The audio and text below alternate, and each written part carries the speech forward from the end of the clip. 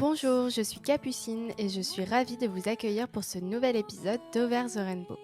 À travers ce podcast, j'ai choisi de donner la parole à celles qui sont souvent lésées dans les médias, les dites minorités de genre et plus particulièrement les femmes. À chaque épisode, j'accueille une invitée pour qu'elle vienne nous raconter son histoire tout en diffusant un précieux message d'espoir. Aujourd'hui, nous allons parler de grossesse et de grossesse arrêtée. Une grossesse qui s'arrête, cela arrive environ une fois sur 3. Et pourtant, personne n'en parle. Si le sujet de la fausse couche est de plus en plus abordé, celui de la grossesse extra-utérine reste un peu plus inconnu et mystérieux. Aujourd'hui, j'ai donc accueilli Alexandra, avocate et podcasteuse de 35 ans. Maman d'une petite Sophia, elle revient brièvement sur sa première grossesse difficile, s'achevant par un accouchement traumatisant. Surtout, Alexandra me raconte le bouleversement de sa deuxième grossesse délocalisée de son utérus, s'achevant sur la perte de l'embryon. Une grossesse extra-utérine éprouvante pour le corps, mais aussi pour l'esprit. Cette deuxième grossesse, elle y croyait beaucoup et l'avait très rapidement annoncée à ses proches. Dans cet épisode, elle revient sur ce tabou du silence des 3 mois, silence douloureux dans ces moments où on a souvent besoin de soutien, encore plus lorsque la grossesse, hélas, s'achève. En racontant son histoire et celle de sa famille, Alexandra raconte aussi la puissance de la parole et de la sororité. Elle nous parle d'espoir et de résilience, se souvenant des moments heureux de cette grossesse arrêtée. Même dans les moments difficiles, il ressort des choses assez belles. Il faut s'y accrocher et garder espoir, toujours. Bonne écoute.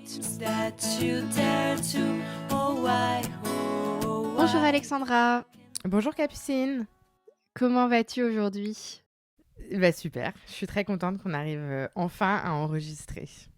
Oui, moi aussi, on a eu un peu de mal à, à trouver un moment, mais ça y est, c'est bon, enfin. Donc, merci beaucoup d'avoir accepté l'invitation.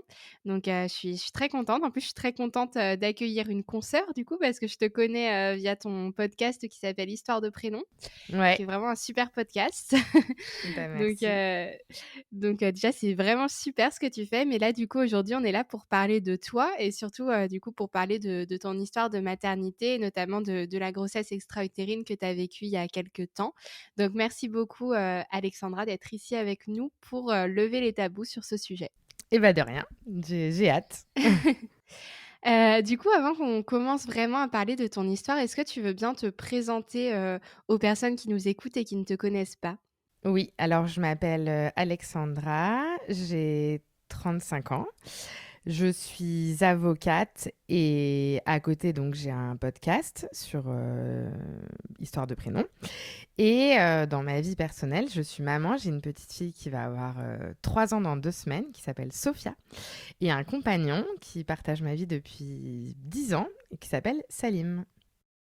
OK, super. Et du coup, pourquoi est-ce que tu avais créé ce podcast? C'est que tu adores les prénoms d'une manière générale?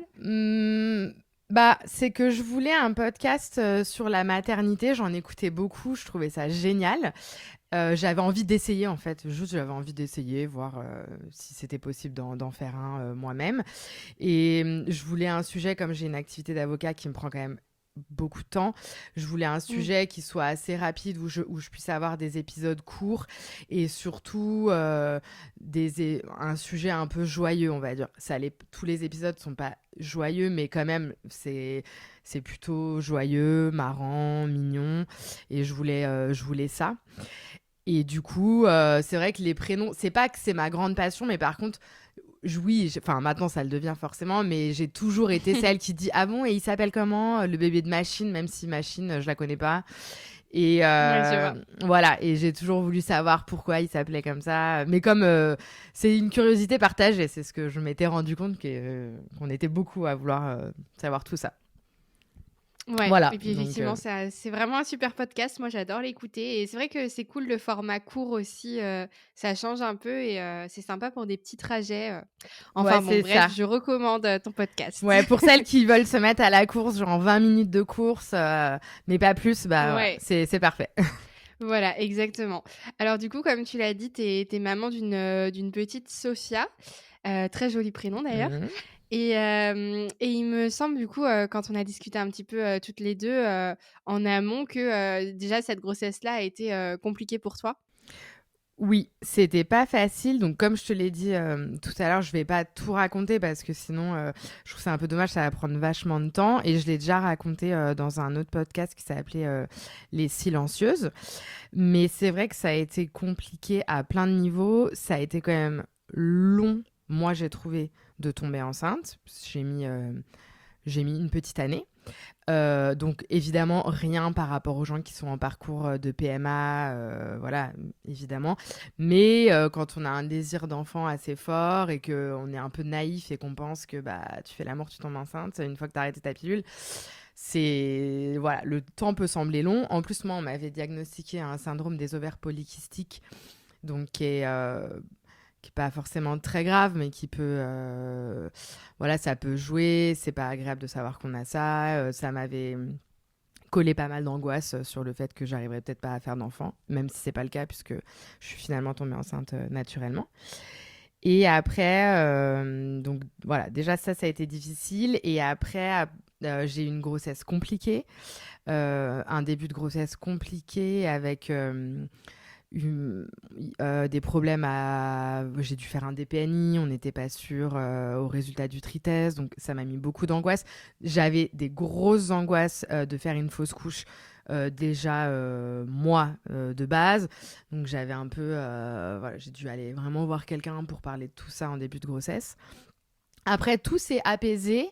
Vers le 4e mois, j'ai vraiment eu une fin de grossesse cool. J'étais en pleine forme. J'ai pas eu trop de maux de grossesse. Et par contre, et j'ai eu un accouchement très compliqué qui s'est terminé en césarienne d'urgence parce que mon bébé a fait une bradycardie fœtale. Donc c'est quand vraiment il y a une souffrance fœtale qui est très importante et que le cœur cesse de battre. Donc après, évidemment, il est reparti. Mon mec a pu venir à la césarienne, etc. Mais c'est pareil, mais j'avais jamais envisagé que je puisse avoir une césarienne. Alors que j'ai des copines qui en ont eu, je savais que ça existait, mais pour mon parcours à moi, franchement, je pensais pas que ça m'arriverait. Donc du coup, ça a été un accouchement un peu traumatique qui a rendu le premier mois avec mon bébé, le premier mois de postpartum compliqué, quoi. J'en parlais. Dès que je parlais de mon accouchement, je pleurais. Enfin, c'était galère. Mais voilà. Donc, Ouais, après, par contre, je veux rassurer les parents. J'ai eu après un bébé parfait. Dans le sens où, par contre, elle a jamais eu de soucis. Elle a toujours dormi. Elle a toujours été zen. Parce que moi, je me culpabilisais beaucoup par avance en me disant, oh là là, mais j'ai transmis genre mon stress à mon enfant, c'est horrible, il va être traumatisé de cet accouchement, enfin, et pas du tout. Donc voilà, comme quoi, voilà. Après le négatif, il peut y avoir du positif, heureusement. Voilà, exactement. Bah, du coup, merci pour ce petit récapitulatif et effectivement, vu que tu as enregistré déjà un podcast, très complet, je mettrai le lien, dans la description pour les personnes qui veulent, en savoir plus, du coup, sur cette, 1re grossesse. Et donc du coup, malgré cette expérience, un peu, traumatique, même carrément traumatique, tu as quand même, eu envie de recommencer du coup et de faire un 2e bébé. Est-ce que, dès le départ, tu appréhendais du coup cette seconde grossesse? Bah oui, oui et non. En fait, la différence entre la première et la deuxième, c'est que la première, comme je t'ai dit, j'ai mis une petite année. Et donc, quand je suis enfin tombée enceinte, mais pour moi, c'était merveilleux, c'était tellement précieux. Je me disais, mais oh, si ça marche pas, mais je vais m'effondrer de devoir peut-être réattendre un an. Ou tu vois, j'avais l'impression qu'il venait de se passer quelque chose que je pensais presque plus possible. Enfin, voilà. Et la deuxième grossesse, bah, pour le coup, ça a marché en 15 jours. Enfin, voilà, on a essayé, ça a marché. Donc, du coup, bah, j'ai vraiment pas eu le temps d'avoir peur. J'ai pas eu le temps. C'était facile. Et du coup, je me suis dit, ah bah, c'est facile. Genre, celle-là, tout va rouler, quoi. Genre, je veux tomber enceinte, je vais tomber enceinte. Et je suis tombée enceinte.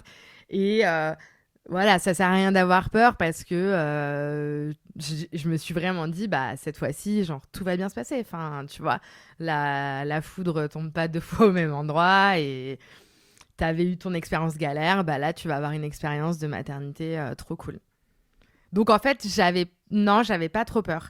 Et la première fois, je l'ai dit à personne que j'étais enceinte, enfin vraiment à ma famille très proche et mes amis très très proches.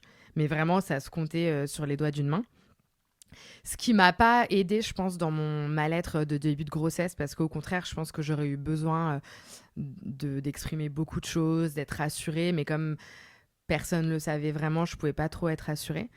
Et du coup, la deuxième fois, pour le coup, je l'ai dit beaucoup plus. Donc, enfin, même si j'ai pas eu le temps de le dire très longtemps, mais j'étais en vacances avec ma famille, j'étais en vacances avec des potes, donc je l'ai quand même dit à ce moment-là. Et aussi, ça a rendu le truc, bah, forcément, oui, beaucoup plus concret. Et non, je me suis dit, bah voilà, c'est cool, ça va arriver. Et du coup, j'ai pas eu peur, franchement. Mmh. Ouais, je vois et du coup, donc tu as commencé, plutôt sereinement, cette grossesse et est-ce que tu peux nous expliquer du coup, ce qui est arrivé, à ce moment-là? Oui. Alors, donc, mais après, sereinement, finalement, quelques jours, quoi. Ouais. Enfin, ouais, quelques semaines. Parce que quand même, très vite, bon après, c'est mon expérience, hein, et je veux pas du tout faire flipper les filles qui sont en début de grossesse. Mais quand même, assez vite, je me suis mis à avoir très mal au ventre. Et franchement, j'avais eu mal au ventre pour Sophia en début de grossesse. Et un peu comme un mal de ventre de règles, etc. Mais là, pour la deuxième fois, j'ai vraiment eu très mal au ventre, au point que il y a 2 fois, j'ai pas pu me lever vraiment du lit. Enfin, je devais vraiment rester allongée. Et au point que je finisse par aller aux urgences. Donc, c'était vraiment très, très mal au Mmh. ventre pour Ouais. pas faire flipper les mamans, enfin les futures mamans qui ont peut-être un petit peu mal au ventre. Là, j'avais vraiment hyper mal au ventre. Et je vais aux urgences. Donc là, ça faisait 2 semaines que j'avais fait mon test de grossesse, donc tu vois, je devais être à 4 semaines d'aménorrhée. Et j'étais en vacances, c'était en plein pendant les vacances, donc c'est pas ma gynéco, c'est des urgences comme ça, dans un bled, un gynéco d'un village comme ça. Et il me dit bah, que a priori tout va bien. J'avais fait quand même les dosages HCG, j'en avais fait 3 qui montraient que ça évoluait, donc j'étais pas trop flippée aussi. Et il me dit, bah, c'est beaucoup trop, voilà, c'est beaucoup trop tôt pour que je puisse entendre un cœur ou quoi que ce soit. Enfin, mais pour moi, ça va et c'est à la bonne place. Je me rappelle très bien qu'il me dit ça. C'est à la bonne place, donc sous-entendu, bah, c'est bien dans l'utérus, c'est pas extra-utérin, justement. Moi, j'avais jamais trop entendu parler de la grossesse extra-utérine, mais je savais juste qu'il fallait que ce soit à la bonne place. Donc franchement, je ressors de ce truc-là assez rassurée. Et j'ai eu moins mal au ventre les jours d'après. Il me restait une semaine de vacances. Donc je fais ma semaine de vacances avec mon mec et ma fille. Et bah, franchement, ça va bien. Tu vois, je suis contente, ça va bien et tout. On rentre à Paris et je reprends le boulot, mais je me rappellerai tout le temps parce que je me suis grave culpabilisée en me disant que c'est le boulot. Je reprends le boulot, donc comme tout le monde, quoi, genre à 9h le matin. Et à 14h, je commence à saigner, pas mal. Donc j'appelle mon mec, je lui dis, et tu vois, je suis toujours pas très flippée. Alors que ça m'est arrivé la première fois, j'aurais vraiment fondu en larmes déjà. Mais là, en fait, je me rappelle que ma belle-sœur a eu des saignements quand même importants au début de sa première grossesse. Et finalement, bah, c'était rien. Elle a mené sa grossesse à terme et il n'y a eu aucun problème. Donc, je me raccroche un peu à cet exemple et je me dis, bon, bah voilà, ça se trouve, c'est rien, quoi. Enfin, c'est pas grand chose et tout. Mais bon, mon mec me dit quand même, bah, je préfère qu'on aille aux urgences. Moi, je prends un rendez-vous pour aller voir un gynéco le lendemain et il me dit, je préfère t'emmener aux urgences et tout ça. Et effectivement, je me mets quand même à saigner un peu de plus en plus. Et quand j'arrive à l'hôpital, donc là, bah, franchement, c'est. Là, je me prends une grosse claque parce que je suis en. On est un peu toujours dans le Covid. Donc, mon mec n'a pas le droit d'être là. On doit être masqué. Tu vois, les hommes, enfin, ouais, tous les papas attendent dehors. Et donc, j'explique, bah, bonjour, bah, je suis enceinte, mais je me suis mis à saigner, donc je pense qu'il y a un problème. Enfin, je sais pas s'il y a un problème ou pas, mais j'aimerais bien voir un médecin et tout. Et donc là, j'attends franchement des heures en salle d'attente. Ils font juste une prise de sang et après, je dois attendre de faire une écho et de voir un médecin. Et là, déjà, la première claque, c'est que t'es dans une salle d'attente avec que des mamans qui vont accoucher, en fait. Puisque c'est les urgences slash maternité. Et c'est un très gros hôpital de Paris, très connu. Mais de toute façon, je sais que c'est ça partout. Je me suis renseignée après. Donc franchement, bon, c'est un peu... tu vois, c'est un peu pas cool. Tu te dis, toi, tu commences à avoir peur. Et en même temps, tu vois toutes ces mamans qui accouchent. Et moi, ça me fait vraiment de la peine parce que moi, j'ai une petite fille. Mais je pense à, par exemple, ma meilleure amie qui est en parcours PMA et tout. Et je me dis, oh là là, mais si ça lui arrive à elle... et qu'elle doit assister à ce spectacle, tu vois, des mamans qui appellent, qui disent ah bah à leur mec il a dit que ce serait pour ce soir, machin. Oh, c'est dur quoi. Quand toi t'es en train de te dire que pour toi c'est peut-être tout est en train de se terminer, c'est quand même pas très cool. Ouais, c'est sûr. Psychologiquement, ça doit être sacrément difficile. Ouais, franchement, ouais, puis franchement, je suis tombée d'une. Je pense pas que ça se passait comme ça. Et après, je suis appelée, mais au bout des heures, quoi. Enfin, comme tout le monde quand on va aux urgences, hein, mais bon. Et là, elle me dit quand même, elle fait une écho, il y a un grand silence. Et puis là, tout de suite, le médecin quand même me dit, je vois, enfin voilà, je vois plus rien, il y a plus de grossesse, quoi. Donc, moi, je pleure, évidemment, parce que j'avais quand même toujours un petit espoir. Et voilà, elle est sympa, mais franchement, ça dure 2 minutes, quoi. Elle me dit, il n'y a plus de grossesse, rentrez chez vous, voilà. Et juste avant de partir, elle me dit quand même, je vous appellerai cette nuit, enfin, je laisserai un message sur votre téléphone pour vous dire à combien est votre dosage HCG et pour vous dire si... Est-ce qu'il faut refaire un dosage, en fait? Est-ce qu'il faut refaire un dosage? Parce que ce qui l'embête un petit peu à cette écho-là qu'on fait, c'est que elle voit pas le reste de l'embryon dans l'utérus, tu vois. Donc elle me dit, je sais pas si tout est parti et que c'est vraiment plus là. Mais bon, en même temps, moi, ça fait juste que quelques heures que je saigne. Ou elle me dit, ou sinon, je sais pas si c'est parti dans la trompe et que je peux pas le voir. Et là, c'est plus chiant, quoi. Donc, c'est pour ça, voilà, écoutez bien votre message que je vais vous laisser cette nuit et tout. Donc là, j'étais toute seule. Donc là, il faut que j'appelle mon mec qui m'attendait sur le parking, tu vois. Mais que je lui dis, j'appelle ma famille. Je suis hyper triste, franchement, hyper triste. Parce que je m'étais déjà projetée et tout. Je commence à beaucoup saigner en plus, voilà, avoir mal au ventre. Donc franchement, nuit vraiment horrible. Et le lendemain matin, elle me laisse un message en me disant, j'écoute le fameux message, et le médecin me dit que effectivement mon taux est quand même assez élevé. Donc il faut que je refasse, toujours assez élevé, donc il faut que je refasse un dosage. Et quand je refais le dosage, je crois que c'est 48 heures plus tard, en fait ça descend pas. Ça descend pas beaucoup, tu vois. Et j'ai ma gynéco à moi, entre-temps que j'ai prévenu, etc., qui commence tout de suite à me dire, franchement, quand ça descend pas, franchement, comme ça, on part vers une grossesse extra-utérine. Ça se rapproche pour nous vers l'idée que vous avez plus fait ça qu'une fausse couche. Mais bon, il faut refaire un dosage. Et là, tu vois, en fait, tout de suite, t'es toujours triste, mais là, tu sens que ça va être un peu chiant, quoi. Ça va être des dosages, des trucs. Ça commence, quoi. Donc, je pense que j'en refais un autre. J'en refais 2 autres. Et là, ma gynéco de ville me dit, pour moi, j'ai vraiment l'impression que c'est ça. Mais bon, il faut que vous retourniez à l'hôpital. C'était Clamart. Et là, quand je retourne à Clamart, ils me disent, en fait, là, vous faites... ce qu'on appelle une grossesse de localisation indéterminée. On est à un stade où on ne sait pas. On ne l'a pas vu dans l'utérus, on ne peut pas voir dans la trompe.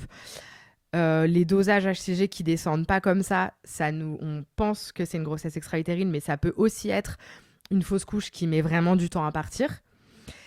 Et en fait, là, le protocole, c'est que tu viens toutes les 48 heures, tu te pointes le matin à l'hôpital, tu fais un dosage, tu fais une écho. T'attends des heures, enfin 1, 2, 3 heures, le temps d'avoir le résultat de ton dosage.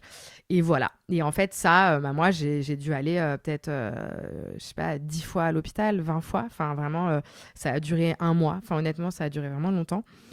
Et, et en fait, ils font ça parce qu'ils veulent être sûrs que ce soit une grossesse extra-utérine pour la traiter comme telle, avec les médicaments, etc. Et ils veulent pas prendre le risque de te donner les médicaments qui seraient pas appropriés, si tu veux.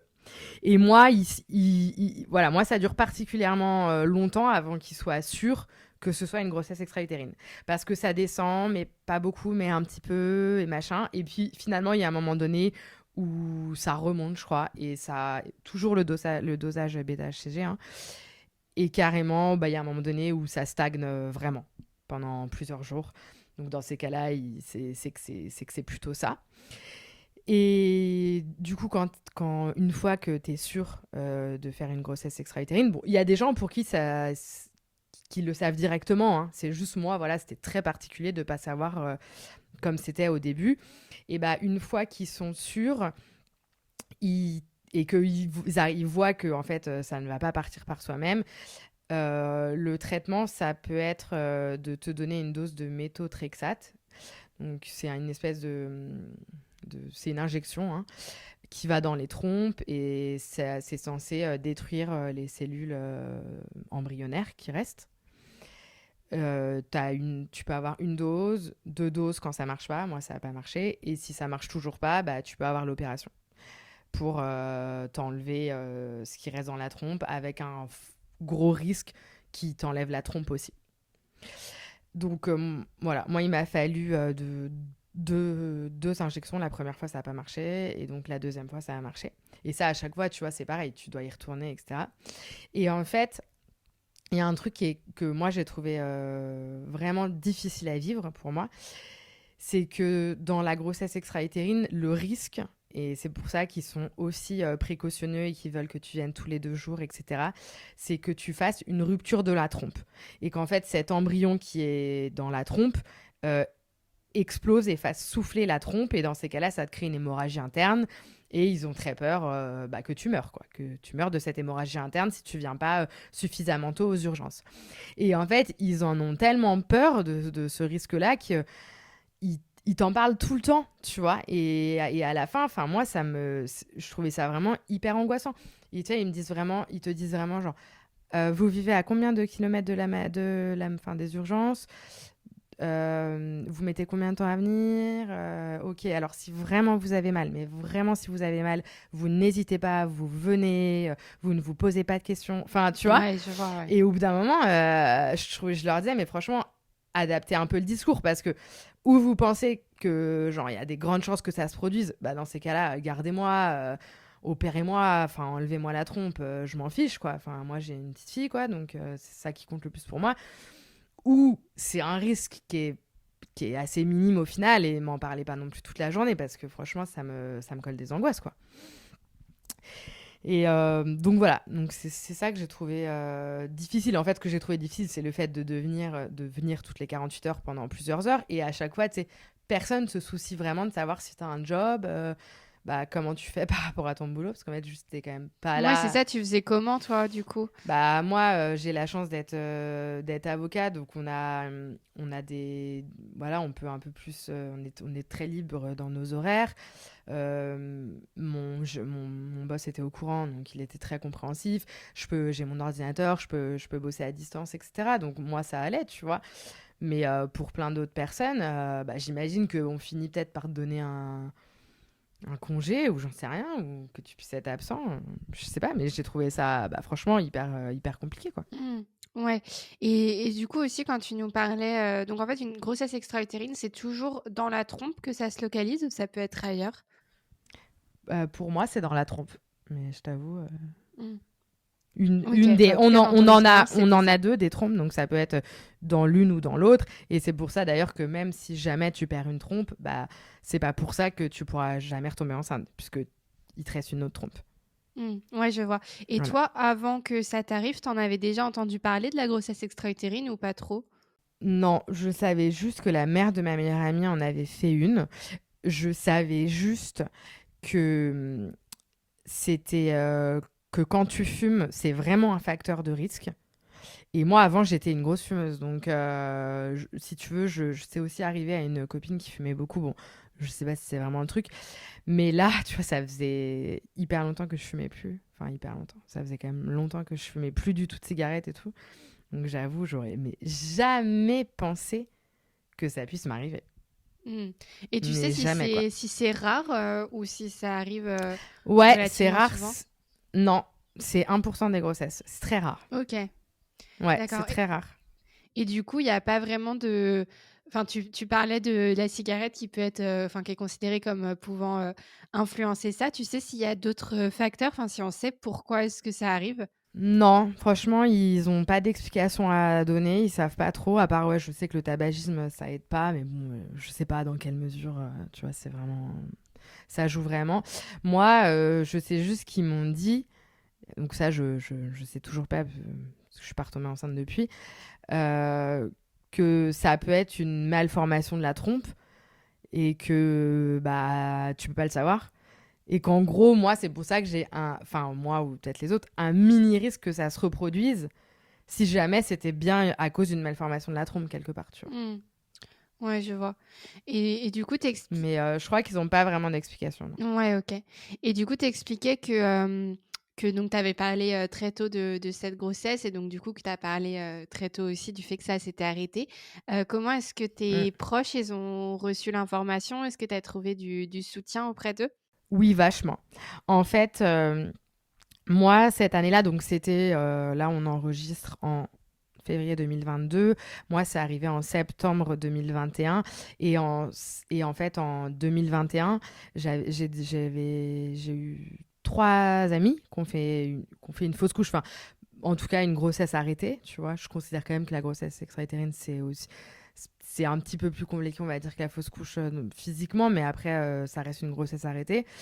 Et donc, je trouve que c'était une année où on avait commencé à beaucoup en parler autour de moi, avec mes potes. Mais si tu veux, quand mes amies m'avaient dit, donc quelques mois auparavant, qu'elles avaient fait une fausse couche, c'est pas qu'elles l'avaient minimisé, mais ouais, elles voulaient vraiment pas beaucoup en parler. Elles s'étaient rendues compte que elle m'avait dit elle-même qu'elle s'était rendue compte qu'en le disant, bah, beaucoup de leurs copines ou de leurs amis à elle avaient dit ah bah oui, bah moi aussi ça m'est arrivé, moi aussi ça m'est arrivé. Qu'en gros, quand tu le dis, ça libère un peu la parole. Et oui, bah moi j'ai carrément vu ça parce que quand je l'ai dit, bah j'ai eu beaucoup d'exemples voilà de potes qui m'ont dit ah ça m'est arrivé ou bah ça est arrivé à ma sœur, ça est arrivé à une amie à moi, ça est arrivé à ma mère.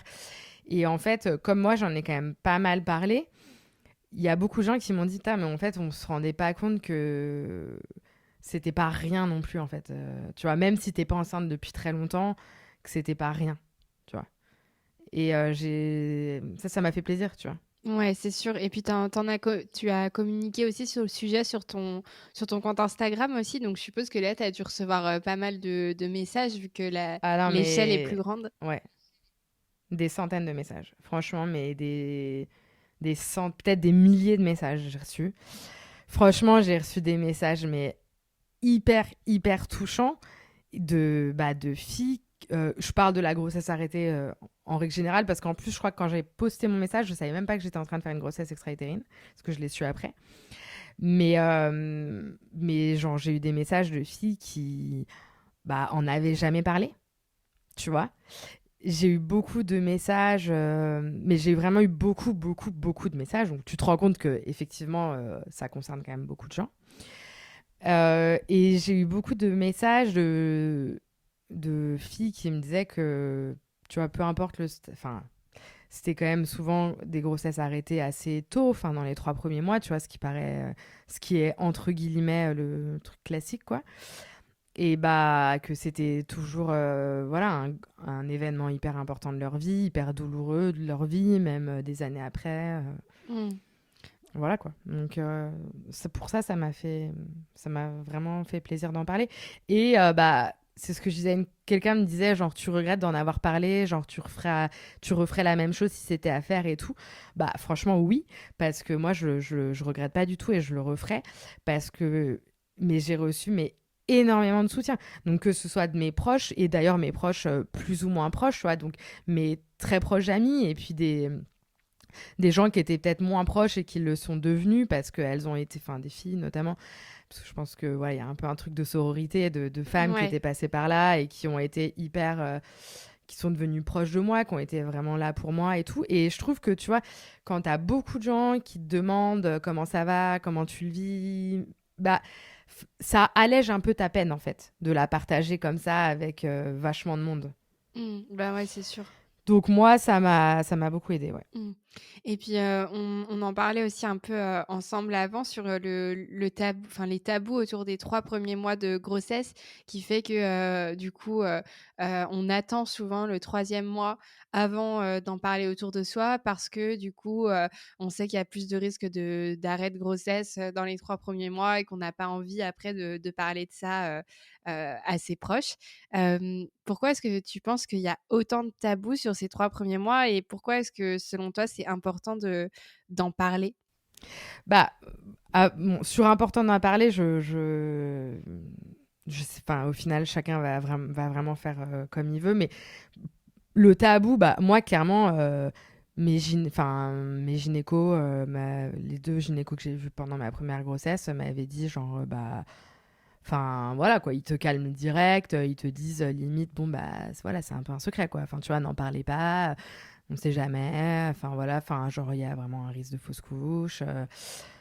Donc tu te dis, bon, bah, je dois pas trop en parler. Et puis moi, j'avais vu pas grand monde en parler librement avant. Enfin, tu vois, donc je suivais un peu l'exemple, quoi, tu vois, le mood. Genre, tu sais, il y a un peu ce truc que, genre, personne n'en parle au boulot avant le troisième mois, quatrième mois. Il y a vraiment, vraiment ce truc-là, tu vois. Donc, bah, moi, j'avais fait un peu, genre, comme tout le monde. Et je pense franchement, on n'en parle pas. Bah, je pense qu'il y a. J'avais lu ce livre, putain, mince, j'ai oublié comment elle s'appellera, tu la citeras, qui est super, 3 mois sous silence. Mais ça a clairement un peu un lien avec aussi les injonctions patriarcales, que c'est quand même 3 mois où t'es pas très bien, enfin où t'es même des fois même pas du tout bien, bah, que ce soit mentalement ou aussi même enfin mentalement, moralement, parce que tu peux avoir c'est un stress en fait de savoir que tu vas devenir maman, les hormones, ça peut te rendre franchement hyper déprimé ou vraiment pas en forme et voilà. Et puis même tu as des maux physiques, enfin tu vois, quand tu vomis beaucoup, que tu es très fatigué, bref, t'es pas bien, mais il faudrait que tu fermes ta gueule et que tu gardes tout ça pour toi et que t'aies l'air normal en fait, genre juste n'aie pas l'air fatigué, genre et l'air normal quoi, pendant 3 mois, tu vois. Alors que c'est les moments où t'aurais juste envie que bah on soit sympa avec toi, qu'on te laisse ta place limite dans le métro, même si ça se voit pas, mais c'est parce que tu vois, t'es fatigué, t'as envie de vomir, t'es pas bien, t'as des bouffées de chaleur. Et puis au boulot, bah tu vois, si limite on pouvait, enfin tu vois, si on pouvait juste, c'est pas que tu peux pas travailler normalement, tu peux travailler normalement, mais genre un petit peu de bienveillance et ça peut mieux se passer. Donc je pense que ouais, il y a un peu ce truc qui se répète. Après, franchement, chacun fait comme il veut. Moi, j'ai ressenti le besoin d'en parler. Après, je sais pas comment je ferais quand je retomberai enceinte, tu vois, si je retombe enceinte. Je sais pas si j'en reparlerai tout de suite. Tu vois, pour le coup, j'ai pas envie de donner de règles. Je pense que vraiment chacun fait comme il veut, Ouais, c'est ça. Mais c'est bien de pas tu vois. se priver de le faire parce qu'au final, comme tu dis, c'est des fois les 3 premiers mois sont les plus durs. Donc c'est les moments où on peut avoir Ouais, le plus ouais. besoin d'être entouré au final. Donc c'est ça qui est important. Ouais, c'est ça. Ce qui est sûr, c'est que on t'es peut-être pas obligé non plus de l'annoncer en montrant ton écho à tout le monde, tu vois, Mmh. dès ton premier jour de grossesse. Mais bon, d'en parler à tes potes qui sont passés par là ou qui passent par là et tout, ça, franchement, ça aide énormément. Énormément. Surtout quand c'est le premier et que c'est vraiment la grande inconnue. Voilà. Puis tu vois, j'y repensais la dernière fois. Parce que forcément, quand je vais retomber enceinte maintenant, je sais pas comment ça se passera, mais j'aurais bah, forcément peur et je pense que j'aurais du mal à me réjouir au début, en tout cas, parce que je vais un peu me dire, bon, bah maintenant, tout est possible. Enfin, j'aurais du mal à être aussi, à être un peu innocente, quoi. Mais tu vois, c'est bizarre parce qu'au final, ça a été une grossesse arrêtée.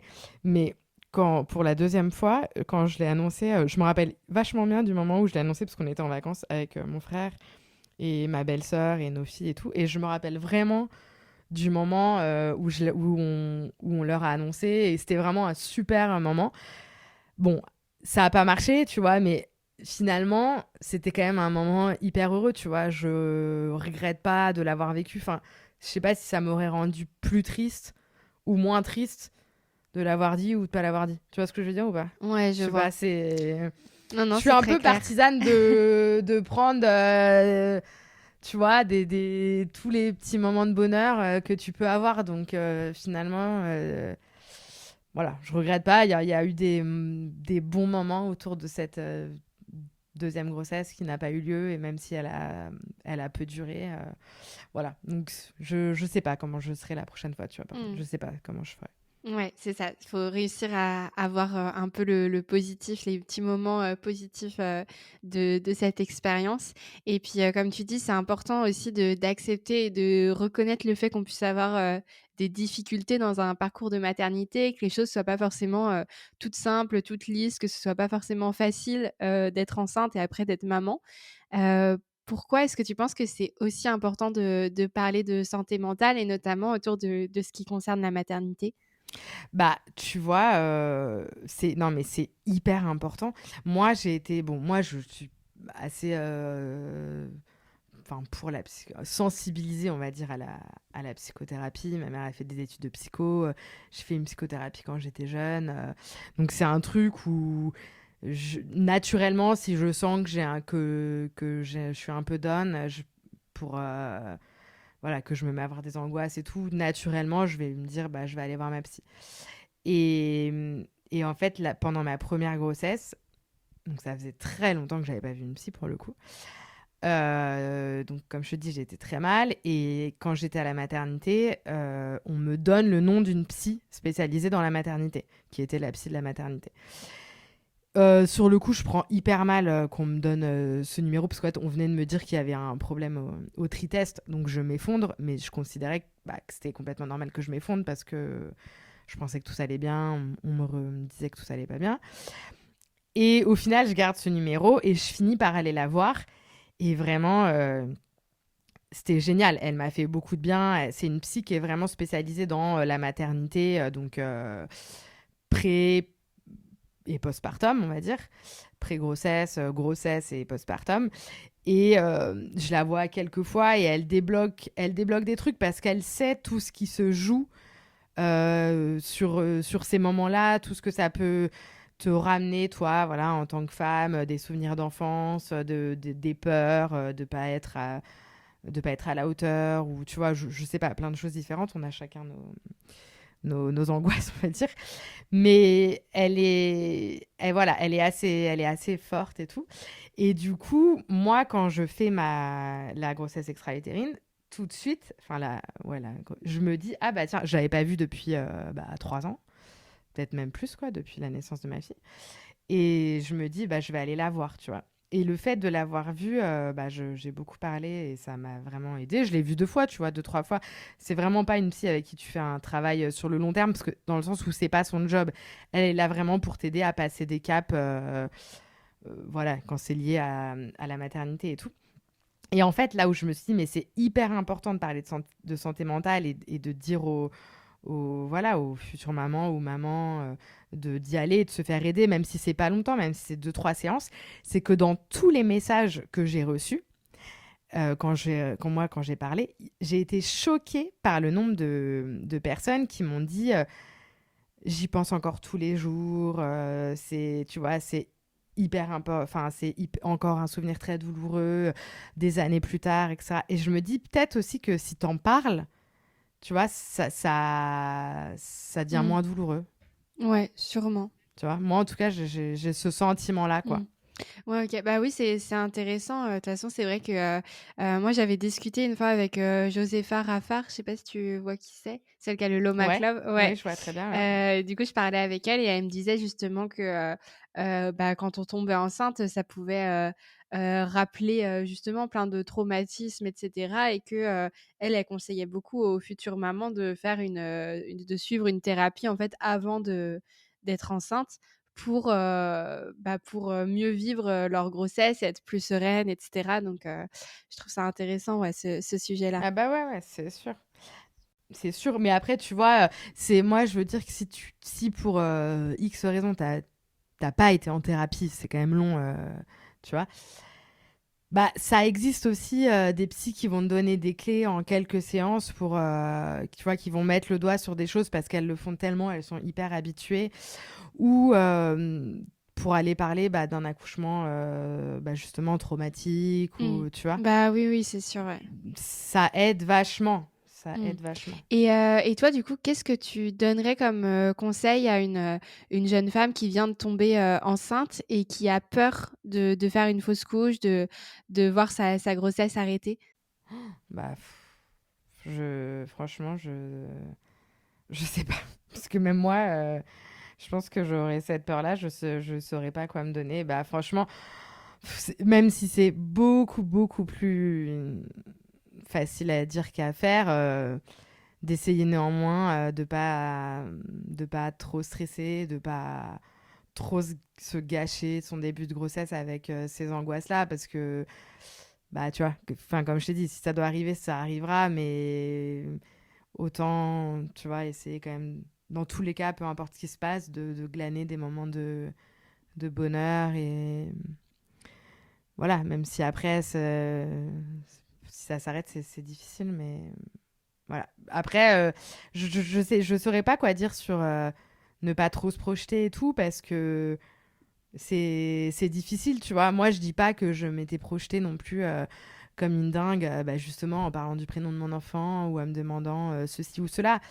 Mais forcément, tu te dis un minimum, ah bah cool, je vais enfin avoir une famille, ou ah bah tiens, je vais peut-être avoir ma fille va être grande sœur.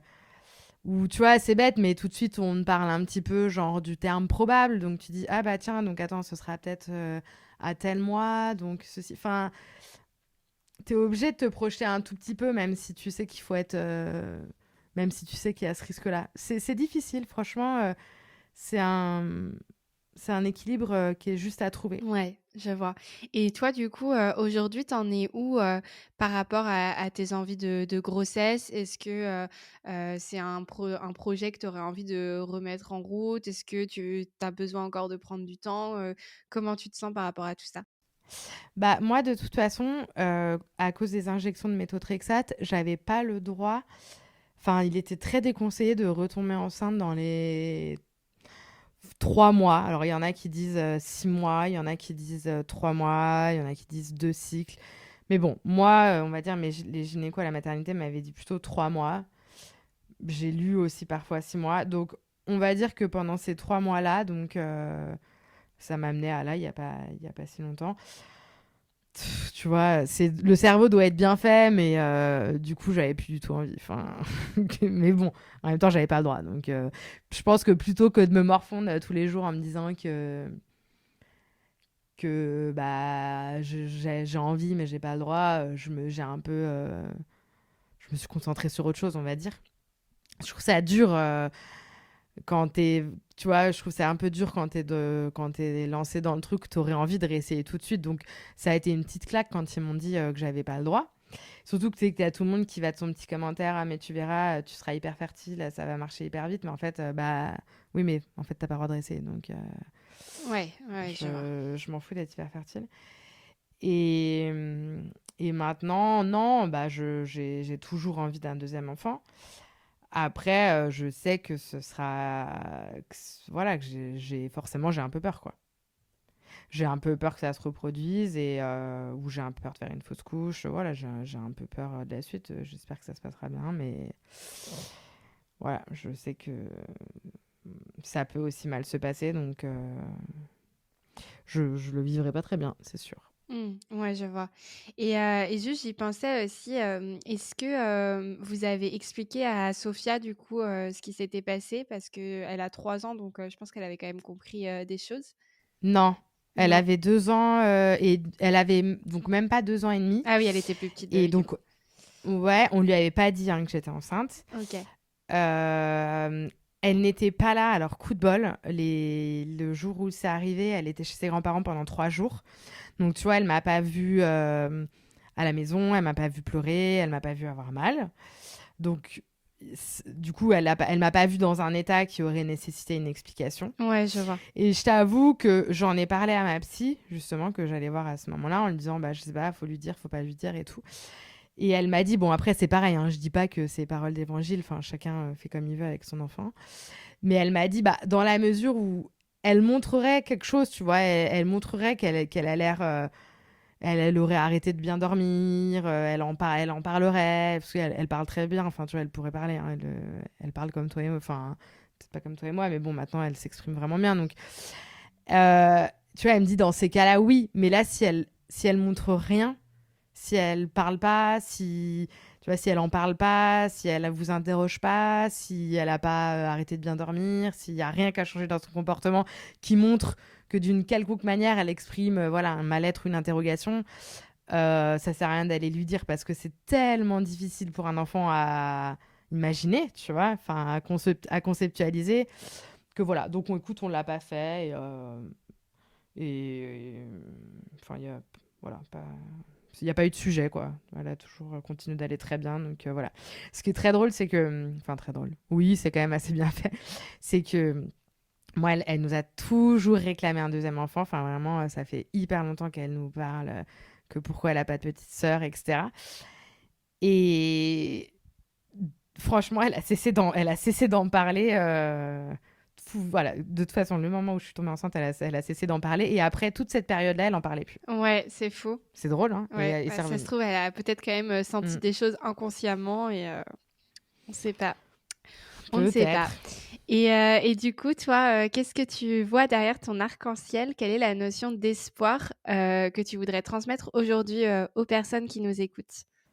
Bah, moi, mais c'est vraiment très personnel, c'est comme je te disais sur le souvenir que j'avais de l'annonce de cette grossesse arrêtée et tout, c'est que je trouve que quand même, j'arrive toujours à me raccrocher à des choses positives, tu vois. Je trouve qu'il y a toujours un peu des souvenirs positifs qui ressortent, même, ou en tout cas, il faut essayer, quoi. Il faut essayer et même dans des difficultés, voilà, même dans les épreuves et tout, tu vas te rapprocher de personnes, tu vas être vachement surpris de telle personne qui sera là, ou tu vois, et je sais pas, je trouve que finalement, même dans les moments durs, il ressort des choses assez belles, en fait, même entre les personnes, entre les femmes.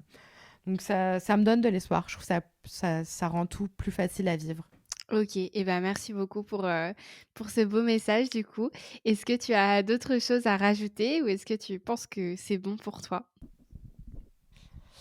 Non, bah, c'est tout. Après, peut-être juste, je les ai pas en tête, mais je te les donnerai si tu peux mettre en lien pour toutes les personnes qui sont un peu, voilà, qui sont impactées par le sujet et tout. Il y a plein de beaux podcasts et de beaux contes qui existent sur ces sujets de la grossesse Mmh. arrêtée, de la fausse couche, même voilà beaucoup plus triste, mais du deuil périnatal. Voilà, il y a plein de podcasts que je te donnerai si tu peux Ouais, les carrément, recommander. je les mettrai, dans la Moi, ça description. m'éveille. Ouais. Et de livres, enfin notamment Trois mois sous Ouais, silence. ça marche. Bah, je noterai tout ça du coup, dans la description pour que les personnes, puissent s'y référer et puis du coup, il y aura aussi le podcast, où tu avais participé, où tu racontais, ta première histoire de maternité. Donc voilà, bah, merci beaucoup du coup, Alexandra d'avoir, accepté de discuter avec moi sur ce sujet qui est encore, malheureusement, un peu trop tu, dans notre société alors qu'au final, comme tu le disais, c'est vraiment des phénomènes, qui touchent, presque, tout le monde de plus près ou de loin, on va dire, ça dépend. Et donc voilà, faut en parler absolument pour se sentir, moins seul quand on traverse ces épreuves. Ouais. Donc voilà, merci beaucoup de l'avoir fait et puis je te souhaite, plein de bonnes choses évidemment, pour la suite. Merci beaucoup, Capucine. Merci Salut. encore à toi et puis voilà, à très bientôt. À bientôt.